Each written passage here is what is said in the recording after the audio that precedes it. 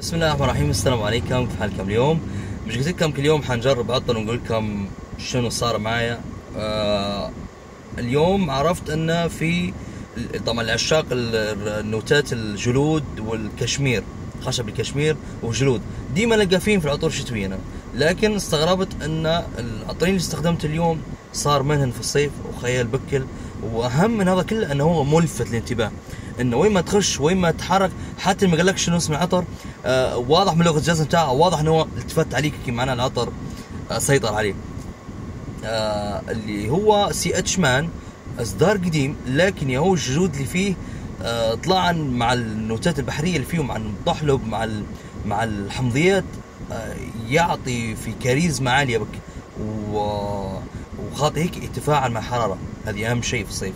العطر الثاني واللي استغربت فيه اللي هو خشب الكشمير، اللي هو من شركه فان كليف، اسمه فان كليف كشمير. العطر ياهو طبخيت هنا وهنا العطر من العطور اللي انت تبي تشم طول الوقت، من العطور اللي خلانك تضحك جوك سمح من الاخر. بالنسبه لنسيات بخيت منهم في اماكن نبض باش نجربهن. العطور اللي فيهم فواكه، ما حد يقول لي لا يا فرنسي، لا مش حلوات فواكه، يا هو ما تشمونش وكأن الفواكه هيك في الحقيقه. بالعكس، في العطور يكون الخيال بك، يكون بلسميات، يكون ريحه نظافه، يكون ريحه منعشه وعلي فكره، راهن ملفتات، راهن جذبات. زي عطر بوربي من شركه فور هير، وعطر فروت فانيلا. هذين اثنين في الصيف فوضى، هذين كنسائيات.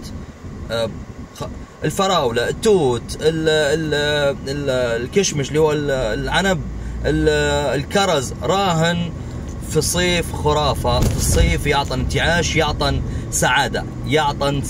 أنا أقول لكم يزيد من هرمون السعادة، بالذات لو بخيت الصبح ونهار حمو حتلقى جوك سمح طول الوقت، لأنك حتشمهن. طول ما أنت تشم فيهن معناها جوك سمح. طبعا عشاق العطور حيحسوا بيا في اللحظة دي. يومكم سعيد، سلام.